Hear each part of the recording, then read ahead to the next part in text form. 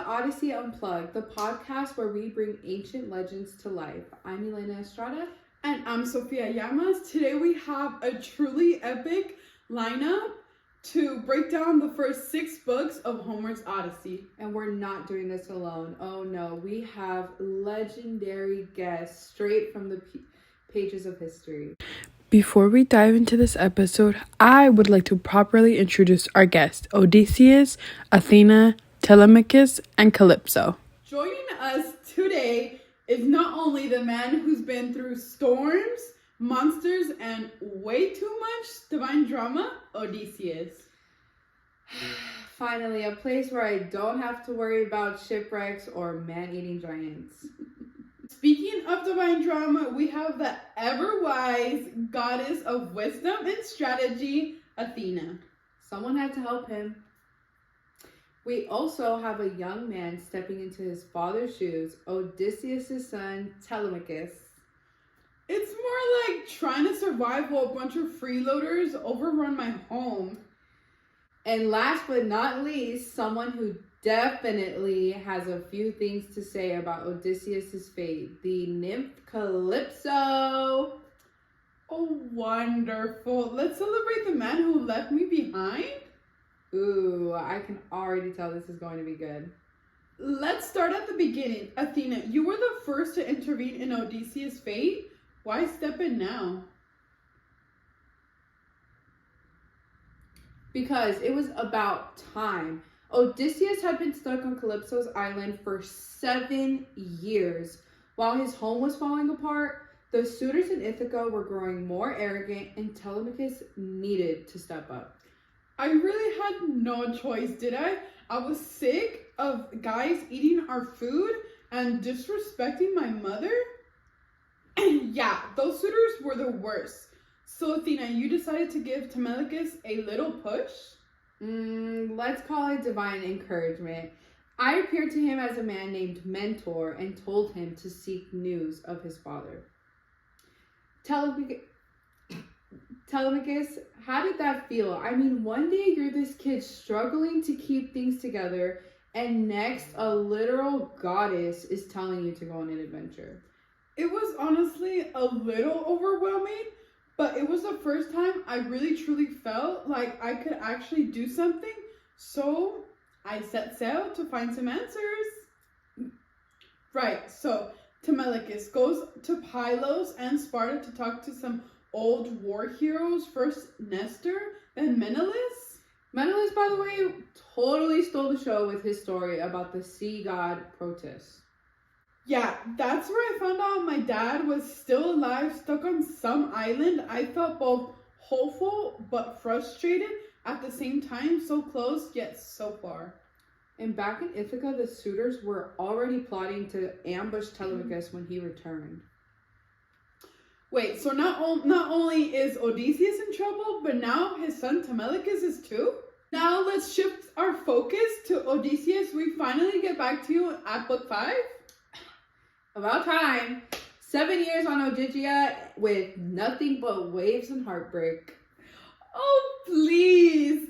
I gave you everything. Food, shelter, immortality. And yet, you sat there staring at the sea crying?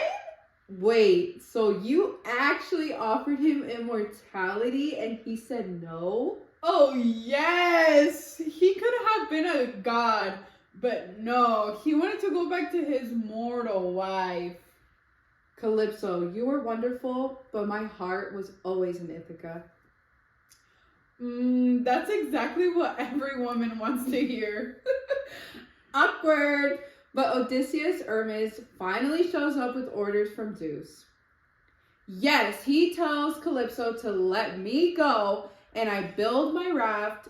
Finally, I'm free. Until Poseidon sees you sailing away, he said, not so fast.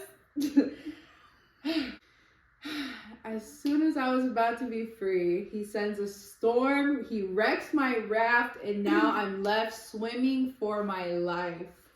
Wait, and then a sea goddess named Leucithia saves you with the magic veil? Right, if it wasn't for her, I would have drowned for sure.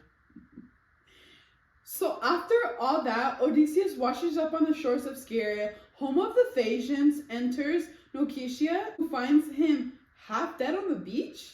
Yes, and let me tell you, I was in rough shape. And so I've heard that was truly an understatement. And yet, even after everything, you still managed to charm her. I may have been shipwrecked, but I still got my riz. And that brings us to the end of Book 6 of the Odyssey. Odysseus is about to meet the princess's father, King Alcinous, and maybe, just maybe, he'll finally get the help he needs. Perfect. Now let's get into our modern applications. These themes still resonate today. Let's start with hospitality. How do you think this concept applies in the modern world? Honestly, hospitality isn't just about opening your home to a guest. It's about showing kindness and respect to others, especially strangers. In today's world, that could mean welcoming a new colleague at work, offering to help someone in need, or even engaging with people online in a way that fosters understanding rather than hostility. Think about how refugees are treated today, or even immigrants. True hospitality isn't about embracing others. It's recognizing our shared humanity and building connections that strengthens our community. That's such a powerful point. Now, let's talk about nostos, the deep longing for home. How does that play out in today's world? Nostos isn't just about returning to a physical place. It's about the search for belonging and identity. Soldiers coming home from war often struggle to reintegrate into civilian life, just as immigrants and refugees search for a place where they can rebuild their lives and feel at home. Even people who leave their hometowns for school or work experience nostos in a way, feeling that pull wherever they came from. The journey home, whether literal or emotional, is rarely simple. It's a process of rediscovering oneself and finding where you truly belong. That brings us into perspective. Now, Athena, one of the key elements in the Odyssey is divine intervention. What can we learn from that in today's world where gods don't walk among us?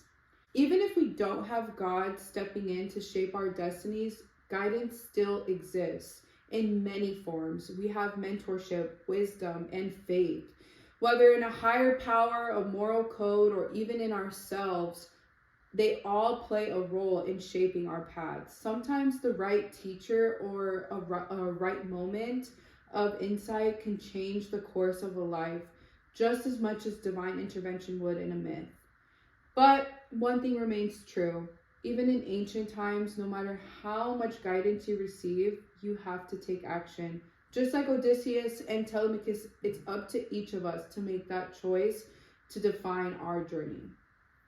I love that. That was really great. All right, before we wrap up, let's take a moment to reflect on these first 6 books of the Odyssey as they set the stage for an incredible journey, as I hear, filled with struggle, hope, and divine intervention. Athena, as someone who's been guiding both Odysseus and Telemachus, what do you think is the key takeaway so far? One word: perseverance. Telemachus is just starting to understand what it means to be a leader, and Odysseus is enduring one challenge after another, yet neither of them give up. This story is not just about adventure, it's about enduring hardship with wisdom and strategy. That's a great point, Odysseus. Your journey has been nothing short of brutal. What kept you going all these years? Hope. Every storm, every setback, I kept reminding myself of Ithaca, of my wife, my son, my people. It would have been easier to give in, to stay on Calypso's island, or to let Poseidon's wrath claim me. But a life without purpose, without home, that's not a life worth living. And Telemachus, your journey is just beginning. What has this adventure taught you about yourself? I've realized that waiting for someone else to fix things, waiting for my father to return, waiting for gods to intervene, isn't enough. I have to act on my own. I have to stand up for my home, for my mother, and for my future. Whether or not my father comes back, I need to be strong on my own. Wow, that's a huge realization. And speaking of waiting, Calypso, I feel like your perspective is often overlooked. What do you think this story is really about? Honestly, it's about a man who can never be satisfied. I gave Odysseus everything, comfort, love, eternity, and yet he still longed for what he lost. Maybe that's the real lesson. No matter how much we try to hold on to something, if someone's heart belongs somewhere else, we have to let it go. That's actually really profound. Sometimes love means letting go even when it hurts. And maybe that ties into a bigger theme of the Odyssey. The idea that we are all searching for something, whether it's home, identity, or meaning. Every character in the story is on a journey, not just Odysseus. Exactly. And that's why the Odyssey is timeless. Because at some point, we all find ourselves lost, longing for home, and trying to overcome the storms in our lives. And that's a perfect note to end on. The story may be thousands of years old, but the lessons are still really relevant today. And that's a wrap. In our next episode, we will cover books 7 through 12. Odysseus tells us the wildest stories, including Cyclops and Circe, the trip to the underworld. Thanks for tuning in to the Odyssey Unplugged. Be sure to subscribe, and until next time, may the gods be on your side. Thank you. Bye. Oh, it wasn't recording. Oh my god, dude. I was about No. to say. Like a blink.